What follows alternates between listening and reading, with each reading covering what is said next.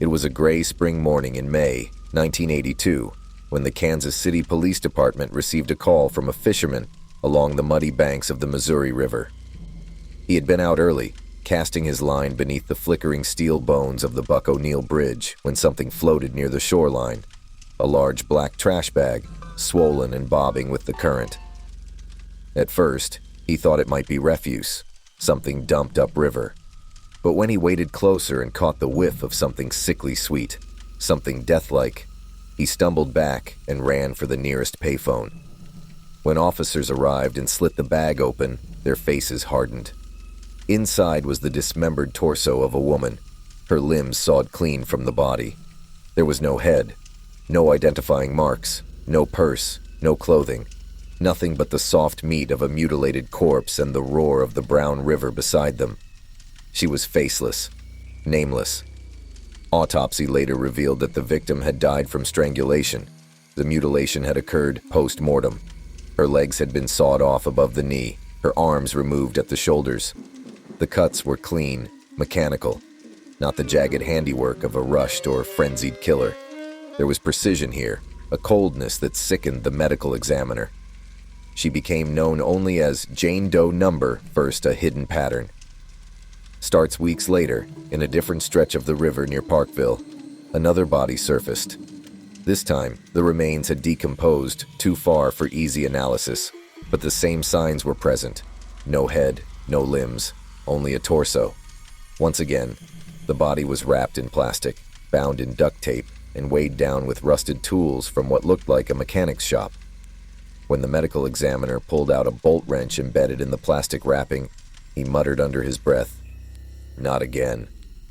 At the time, Kansas City was no stranger to violence. The early 80s brought waves of criminal activity, gang-related shootings, drug turf wars, domestic murders, but this was something else, something colder, less human. Then came Victim 3.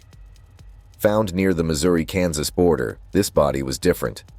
She still had her head, though barely attached. Her skin was tattooed, faded roses on her hip, and a name that would eventually help investigators identify her. Tina Brewer, age 26. A known sex worker with a rap sheet and a young child in the care of her mother. The mutilation matched the first two bodies. Her arms were severed and missing. Her legs had been badly broken at the joints. Her eyes had been removed. Her murder officially confirmed what authorities feared. A serial killer was using the river as his burial ground. Kansas City was shaken. It wasn't just the brutality of the crimes. It was the method. Someone was cutting women apart, draining their blood, cleaning the bodies, wrapping them with care, and placing them in the river like macabre offerings. There were no signs of hasty work, no frenzied rage. It was all calculated. In the quiet neighborhoods along the river, whispers spread fast. River Satanist, some called him. The Butcher of the Bend, others whispered. The media dubbed him the Missouri River Killer. The name stuck. But for those who lived in trailer parks along the Missouri's muddy banks, fear did more than settle. It festered. Women began carrying mace. Some didn't leave home after sundown. Police held town meetings urging people to report suspicious behavior, but it felt like too little, too late. The killer had already been hunting for months, possibly years, and no one had even known. Red tape and dead ends. Back in the precinct, homicide detectives worked around the clock. Profiles were drawn up. The FBI offered limited assistance but wasn't fully involved, yet. Early theories suggested the killer had medical training. The cuts were too clean. Others believed he worked in a slaughterhouse. Some speculated he was a mortician or possibly ex-military. But the killer left no fingerprints, no fibers, no DNA. The river washed away everything. Jane Doe. Number 1 was never identified. Her skull was never found. Neither were her legs, arms, or clothing. Police circulated artist reconstructions, but the public brought in more tips about missing animals than humans. Detective Ron Givens, one of the original leads on the case, was haunted for years. In a 1991 interview, he recalled, "I used to walk that riverbank every week, just staring at the water, hoping something would wash up. I'd close my eyes at night and see her. Just that torso, slick with water, black plastic stuck to her like skin, and no face, just nothing. After the third body, a grim pattern emerged. Victims were all women between 20 to 40 years old. Most were transient or involved in sex work. All bodies were either decapitated, dismembered, or both. Bodies were dumped in the Missouri River, always wrapped. Some had been tortured or mutilated post-mortem. But perhaps the most chilling clue, a set of small, deliberate carvings. On victim 4, discovered in 1985, forensic investigators found tiny incisions behind the ears. Symbols, maybe letters, but too degraded to interpret fully. No other body had carvings, making it unclear whether this was a signature or escalation. The theory was grim. He was experimenting, refining his craft, and then, as suddenly as the murders began, they stopped. By 1994, no new bodies had been discovered that matched the Missouri River killer's profile. Had he died, moved, been arrested under a different name for an unrelated crime? No one knew. But the Missouri kept her secrets, and Kansas City kept watching the current, waiting. The Missouri River had always been a steady, breathing vein that ran through the heart of Kansas City. Wide and brown, it pulsed with industry and carried whispers from upstream towns no one remembered. But by the late 1980s, that river had become a graveyard. After the third victim, the silence didn't last. By 1985, 2 more bodies had been pulled from the muddy water. Like the others, they were bound in black plastic, weighted down with rusted junk, old engine blocks, transmission casings, thick chain links. Both victims were unrecognizable. One torso was completely stripped of fingerprints. The other had been partially burned before being dumped. But it wasn't just the packaging that matched, it was the cuts. The limbs were removed at the same angles. The muscle tissue showed similar sawing patterns.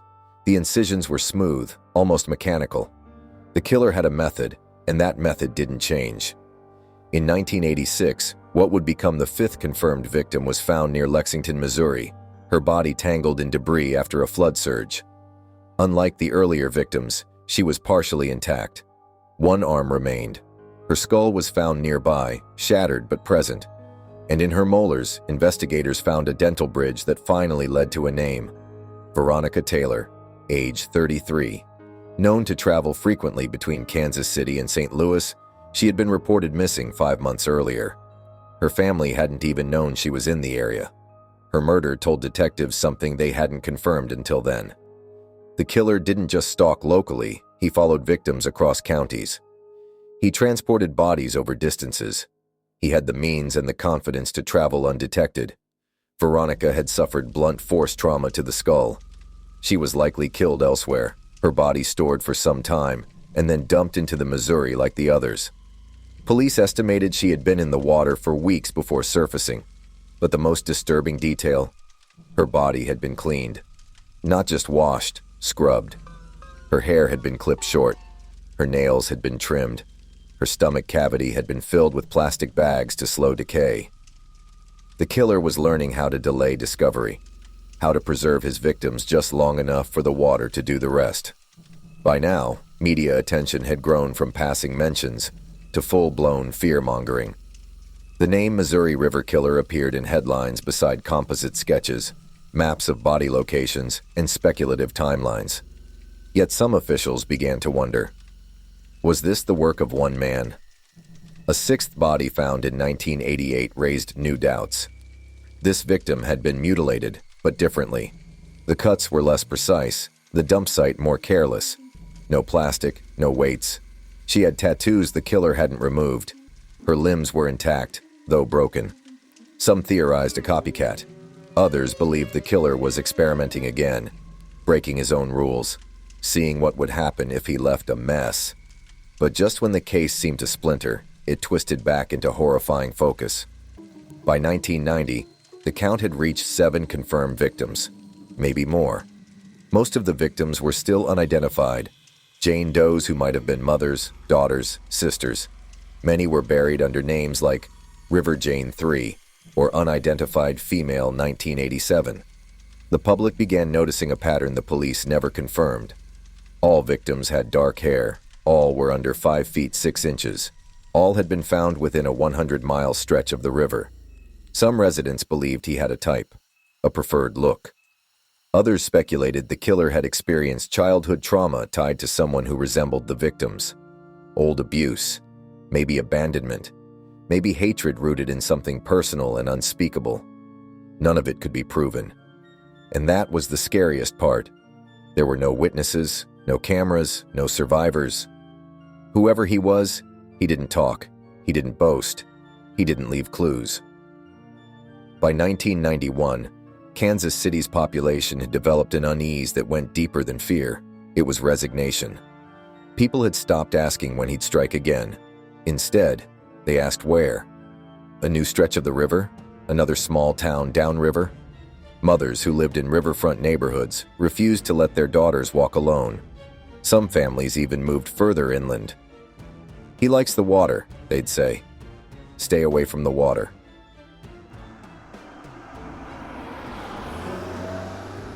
The Missouri had become a living thing in people's minds. No longer a landmark, it was now a silent accomplice, swallowing the killer's secrets, cradling the dead in its cold, silt-choked arms. Police task forces were expanded. Undercover operations began targeting truck stops, strip clubs, and fringe motels known for off-the-grid guests. But even as they cast a wider net, the killer stayed a ghost. One investigator, speaking anonymously in a 1993 radio interview, said, "This guy, he's either a genius or he's no one you'd expect. Someone who blends in, drives an old truck, maybe works with his hands. Someone who's invisible by design." By the early 1990s, the Missouri River Killer wasn't just a phantom haunting Kansas City. He was a media monster. Local newspapers plastered headlines like "River Butcher Strikes Again" and "Killer in the Current," feeding a growing storm of fear. Every time a torso washed up, it was breaking news. TV anchors warned women not to walk alone near the river. Even school assemblies taught basic stranger danger tied to the murders. The press speculated wildly. Was he a trucker? A fisherman? An ex-surgeon gone mad? Some claimed he was a satanic cult member using the river as a ritual site. Others believed it was a group of killers copying each other. Talk shows brought on psychics, profilers, and so-called experts who turned fear into entertainment. Meanwhile, public panic grew. Mothers locked their daughters inside. Churches held prayer vigils for the unclaimed souls of the Missouri. Sex workers vanished from the streets, either fleeing town or becoming victims no one reported missing. A few people were wrongly accused and attacked just for fitting the type. The killer never responded, never taunted, never left a note. But his silence made things worse. It made him mythic, almost supernatural. People whispered his name like a curse, and the Missouri River became a symbol of death. Behind the scenes, police were overwhelmed. Tips flooded in. Most were dead ends. Some were cruel pranks. With no DNA, no surviving victims, and no clear pattern beyond the mutilations, they had nothing solid. The case turned cold, but the fear never thawed. The river, it seemed, had claimed not just the victims, but the city's sense of safety. Despite years of investigation, police never identified the Missouri River Killer, but they did have suspects and chilling theories. Primary suspects. 1. A local butcher with a violent record and knowledge of dismemberment. He was questioned but had alibis and no direct evidence linking him to the crimes. 2. A long-haul trucker who frequented the dumping zones. He had ties to several missing women and a disturbing history, but no physical evidence ever connected him. 3. A former mortician who lived near the river. His access to embalming tools and chemicals matched some of the strange details found on the bodies. But again, no proof. The problem was always the same. The river erased everything. Theories, medical knowledge. The precise cuts led experts to believe the killer had surgical training or worked in a meat processing plant. Trophy taker. Some believed he kept body parts or items, like the locket in Victim 7, as trophies, suggesting a deeply personal ritual. Multiple killers. One FBI profiler suggested it might be a pair, a dominant and submissive, possibly lovers or family. Cessation theory. Some believed he died, was imprisoned on unrelated charges, or left the region. Others feared he simply changed methods and locations. Despite decades passing, no one was ever charged. Files remain open but inactive. To this day, investigators call it one of Missouri's darkest unsolved mysteries. A serial killer who used the river as both a graveyard and a mask. The killing stopped, but the fear never did. By the mid-1990s, the case faded from headlines, but it never left the community's memory. People who lived near the Missouri River still remembered the horror, the black bags, the nameless victims, the sense that someone monstrous had walked among them, unseen. Detectives retired, evidence degraded, DNA technology advanced, but without surviving tissue or matched profiles, nothing new emerged. The killer became a ghost, a symbol of how someone can commit evil and simply disappear. The victims, mostly unnamed and forgotten by the world, are occasionally honored by local vigils. One marker near the riverbank reads, "For the lost women of the Missouri, we will not forget you." Urban legends grew around the case, campfire tales of the river man who still waits in the shadows. Some claim he never stopped, just moved to another river. Others believe he's watching, relishing the fact that he got away. And so the Missouri flows on, quiet, cold, and still holding secrets beneath its muddy skin.